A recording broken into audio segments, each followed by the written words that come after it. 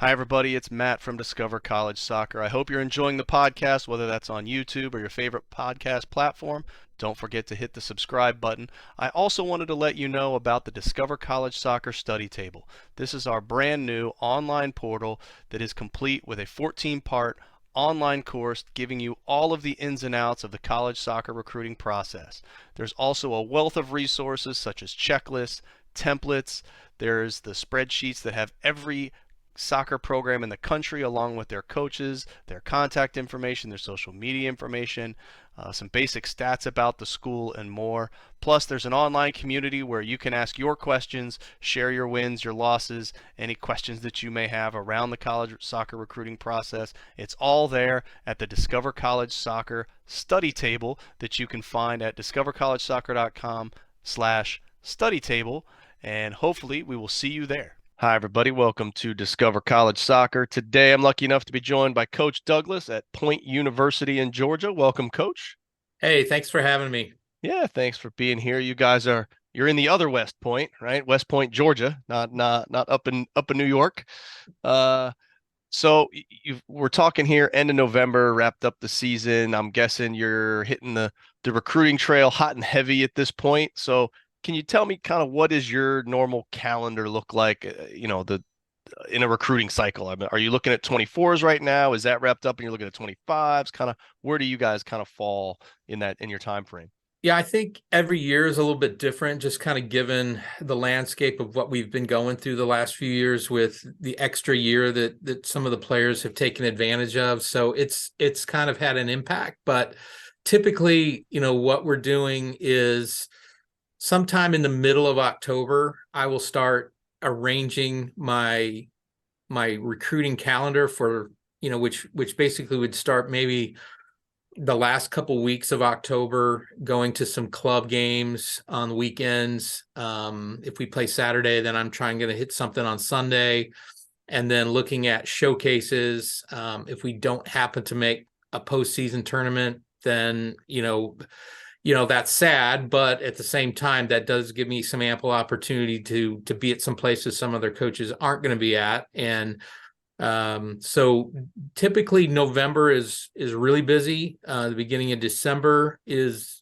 busy, and then we there is a break from looking at players, I guess, in the month of December, but we're still contacting and being in contact with them, and then we'll pick back up just at the end of the year or first of the year with DPL and some other things, and we'll organize our own preview days, or ID days, or whatever you want to call them, where we've got those that have not signed or committed that want to play, that maybe haven't been discovered yet. We'll give them an opportunity to come in and show what they can do. And then typically when we get to the month of February, I should be, if I'm not like finished, I should be in that final phase of like completing the roster, with any JUCO transfers that we've been talking to, any internationals that we've been talking to, any of the domestic kids that have already kind of finished things up. So by the time we get to middle to late February, we're done for that particular year, and then we start shifting our focus on, okay, what's this next class look at? And we're not NCAA Division I or a high level of 2, so I know that those programs a lot of times are 2 years out. I would say that we're still current in our with this senior class coming up, and then with always an eye on the future, looking at 25s. But we do have some contacts with 26, but it's few. Yeah. So Okay. Makes sense. Well, and you mentioned your ID camp that you guys try to do. Do you or your staff work other ID camps, and how, I guess, how integral to the recruiting process do you see camps being?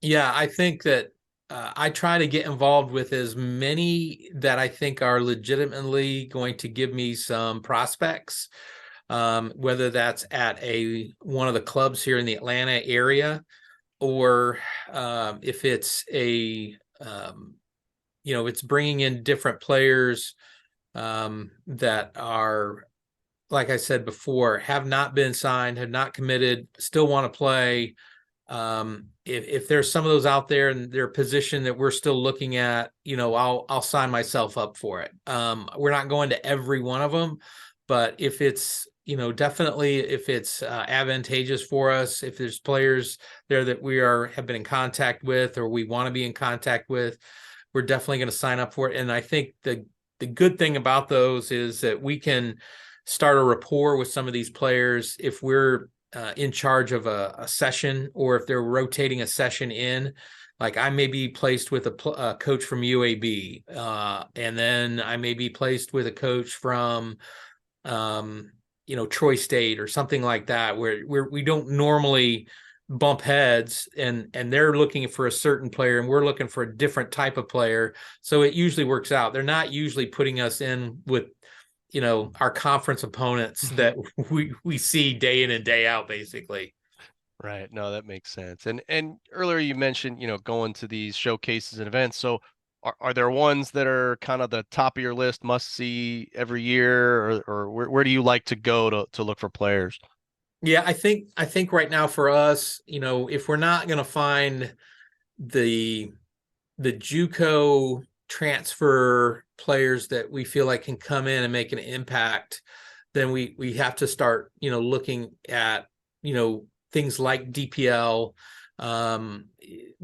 sometimes ECNL. It just kind of depends on if we've got good contacts or not, because a lot of times they don't know what the NAIA is, and they kind of they're not steering clear of it. They're just not aware of it. And it's kind of hard to be in a place where that there's 30 to 40 NCAA Division I coaches, that those players and parents are there for that reason. And for me to be there, sometimes it gets lost in the shuffle. And I really need to have someone that I've got a good relationship already if I'm going to do a tournament or a showcase like that, where I know I'm going up against a lot of schools that are, in the Sun, I'm not Sun Conference, but in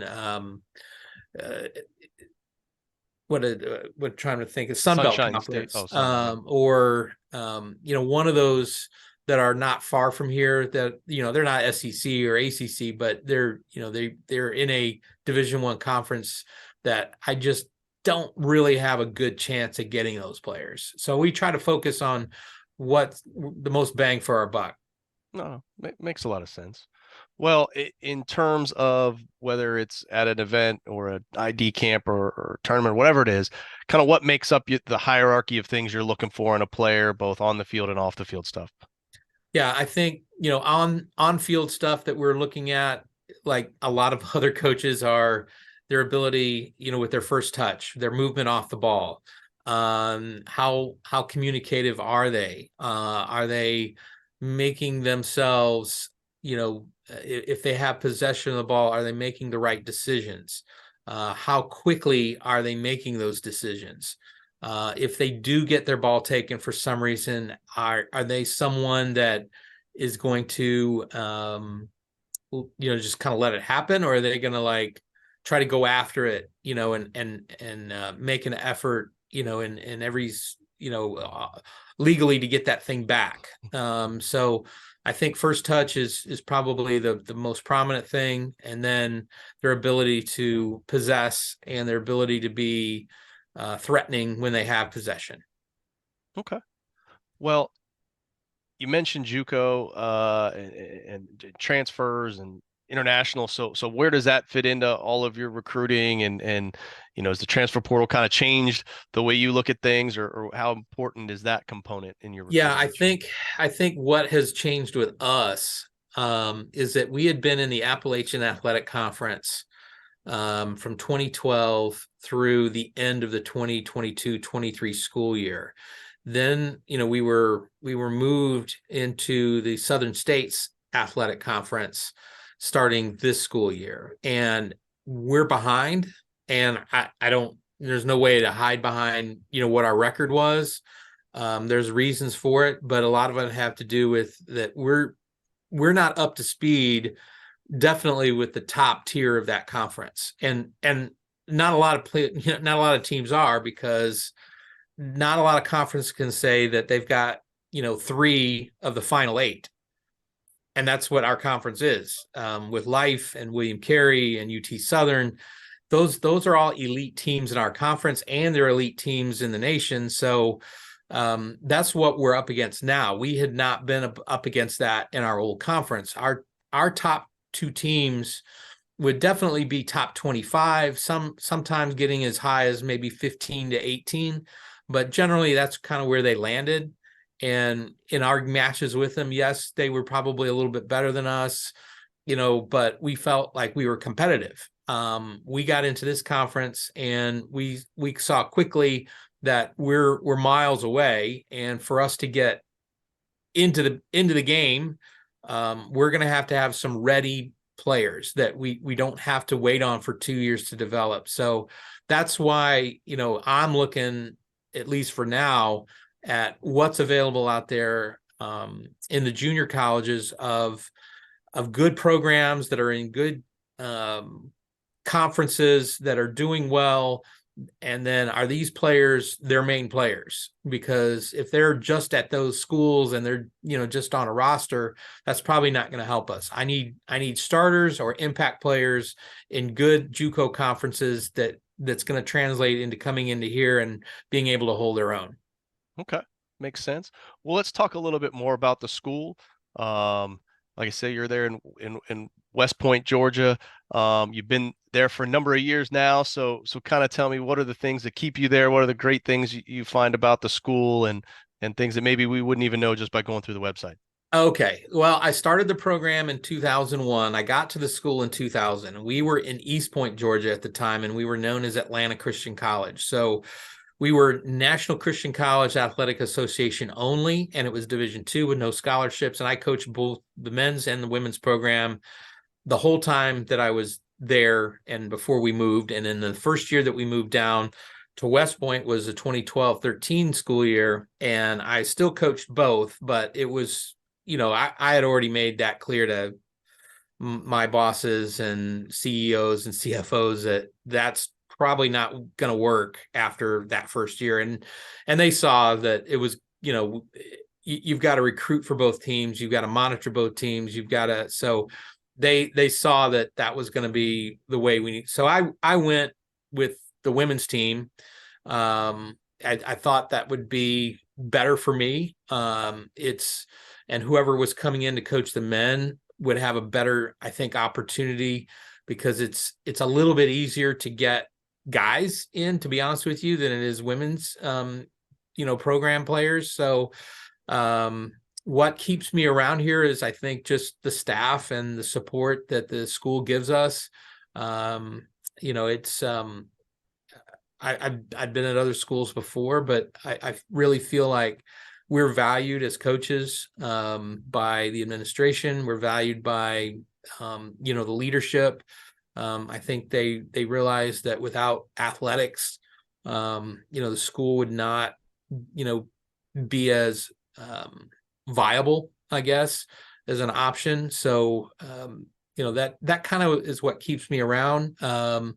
Also, just, I enjoy watching a team grow. And even in a year like this that was really bad, I saw growth, and it's hard to see when you're getting beat as many times as we did. But I think that, I look at it as like, all right, did we improve over the last game? And if that's, if we're taking baby steps and that's all we're asking, then that's what my expectation is. And if we check that box, then fine. Let's not worry about, wins or losses or draws right now. Those will come in time. And it's more of a issue of managing this year than any other. And I, as hard as it is to understand, I did enjoy watching the growth of individual players and seeing some players step up that probably at the beginning of the year didn't think that they were going to be in positions they were, and we had to rely on them. Okay. Well, let's walk it back a month. Let's say you're in the heart of that conference season. Can you take me through a typical week for a player in terms of when's practice, classes, game schedule, that kind of thing? So we'll start on Monday, and obviously they're going to have, their classes or labs or whatever they have on Monday. And then we share the field space with not only the men's team, but the city of West Point. And so on certain days, everybody has to be off the field by like a certain time. So we can only get one team in on the afternoon. We have a natural grass surface, so it's not really plausible for us to have a morning practice because it would just tear up the field. So only one team can be on in the afternoon on Mondays, Tuesdays, and Thursdays. So we traditionally give the girls the opportunity to study and to get caught up on everything that is given to them on Monday. And they have all afternoon long to get that done. And then we have practice at night. And then Tuesday rolls around and we're on in the afternoon. So 3:45 to 5:30 is our time on the field. Wednesday, if we have a match, then we're getting ready for that and either going or coming, or going or hosting. And then if we're practicing, we're on right after the men are off. And then Thursday we're on in the afternoon.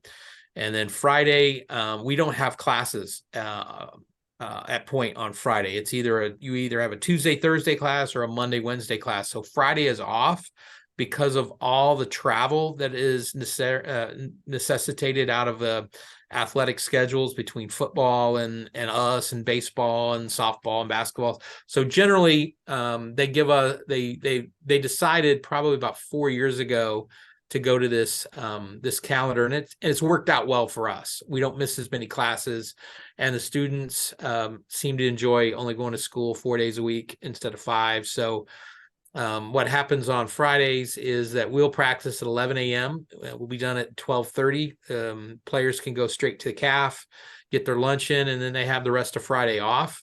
I think the men come on at like 1 o'clock, and then they're done by like 3. And then we're either getting ready to leave on Friday night if it's an away trip that we're going to stay over, or if it's an away game that we don't have to stay over, we'll get ready and leave Saturday morning. If we're hosting on Saturday, it's usually going to be a double with the men, and that could either be 12 and 2:30, 1, 3:30. It just kind of depends. So, but usually we're playing 2 matches a week. When that match on Saturday is over, our players know that we will not be getting together again until Monday night. So they can get home hopefully at a decent hour on Saturday. If they want to drive to their house, that's all up to them if they're within driving distance, which a lot of our players are. And that gives them an opportunity to go home, do laundry, get lunch, go to church, whatever. And then, they're usually coming back Sunday night. We don't have any meetings on Sunday. We don't have any practice on Sunday. We give that completely day off for them to kind of, get recharged a bit. And for me too. And so when Monday rolls around, the good thing is that we don't have anything until night. So we can kind of slide into Monday a little bit. And I can use Monday a lot of times in the mornings and early afternoon to focus on recruiting. Okay, awesome. Well, let's talk a little bit more about the team. I mean, we did talk recruiting, but is there a roster number that you find is ideal that you're trying to hit? Well, we have a goal of 30. That goal has been given to us by the administration, and they feel like for us to sustain what we've got as far as a program and the budget, is set up for that. If we fall below it, it's usually not a big deal, as long as it's like 1 or 2. If we happen to go over, then it's actually a little bit better because we can extend some things, and it gives us an opportunity to have some reserve games.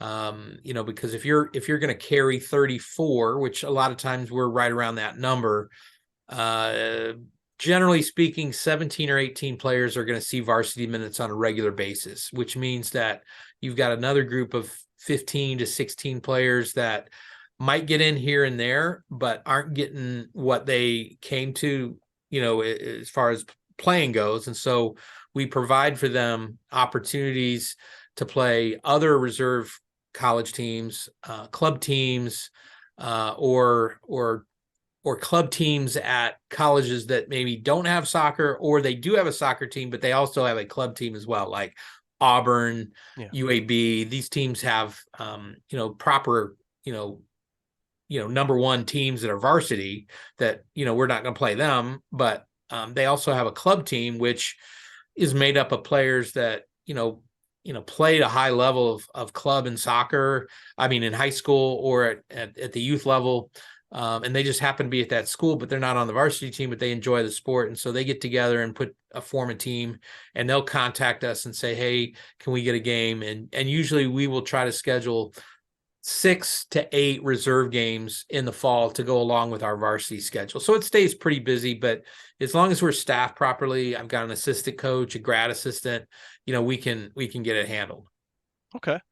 Well, and I was going to ask about the staff, but you told me there. So how about you though specifically? What's your coaching style? What do you hope to impart on the players there as the head gaffer? Yeah, I think as I get older, some of the things that I thought maybe a bit were important when I was younger I don't see them as important anymore. But one thing that doesn't go away is that we have to have good chemistry.